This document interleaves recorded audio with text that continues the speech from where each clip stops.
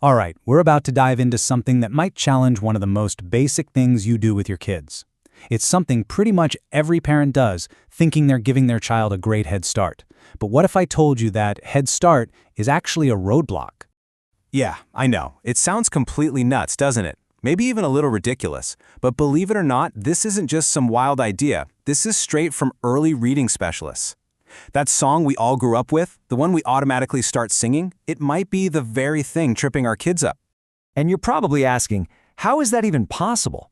How can something so universal, so innocent, actually be a problem? Well, the answer is pretty fascinating, and it gets down to a huge misunderstanding of how a kid's brain actually learns to read. So let's get into it. And this brings us right to the heart of the matter.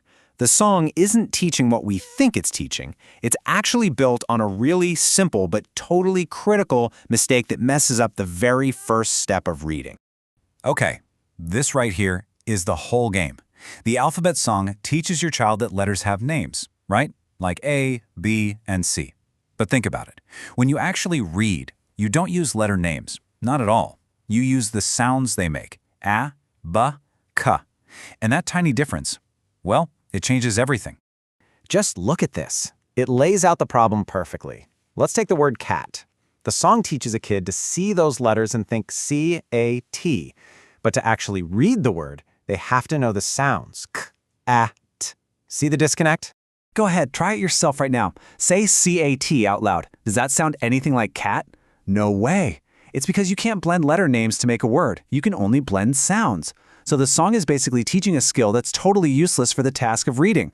And you know, if the whole names versus sounds thing wasn't bad enough, the song has another, maybe even more famous, flaw. It's that part we all remember getting jumbled up as a kid, the great LMNOP blur. Sound familiar? Of course it does, because to a little kid's ear, that super fast LMNOP isn't 5 different letters. It's just one big long nonsense word, LMNOP. The melody just completely takes over and wipes out any actual learning. So this part of the song is a total mess for a little brain. It doesn't just fail to teach the letters, it actively smashes them all together. The whole point becomes just keeping up with the tune, not actually thinking about L or M or N or O. The melody totally gets in the way of the message.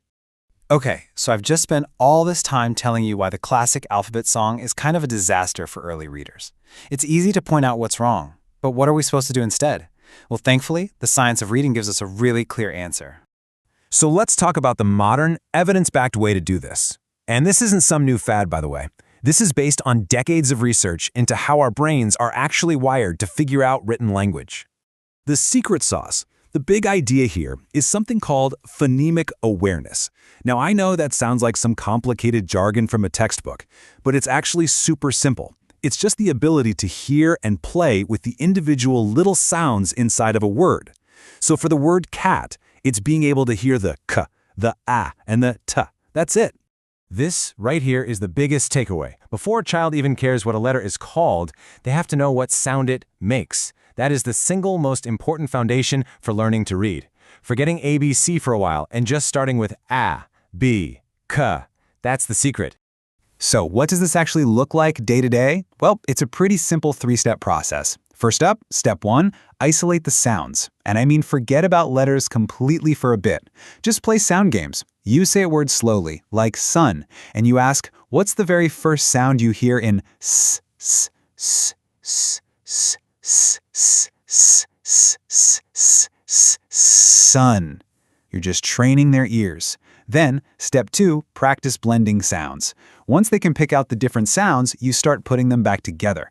You can say the sounds m, a, p, and help to mush those sounds together to say the word map. This is the core skill of reading. And then, and only then, do you move on to step 3. Connect sounds to letters. Once they're a pro at hearing and blending sounds, you finally show them the written letters. You show them an M and say, hey, this is the letter that makes that sound we've been playing with. You're connecting a symbol to a sound they already know like the back of their hand, not to some random, unhelpful name. So yeah, ditching that old song, that's really just the beginning. Once you understand how a child's brain actually learns to process language, it opens up this whole new world of simple, effective techniques that make learning to read way easier and honestly, a lot more fun. And it really makes you wonder, doesn't it? If something as fundamental as the alphabet song is actually flawed, What other common-sense parenting advice might be secretly holding our kids back? It's definitely something to think about. Thanks for tuning in.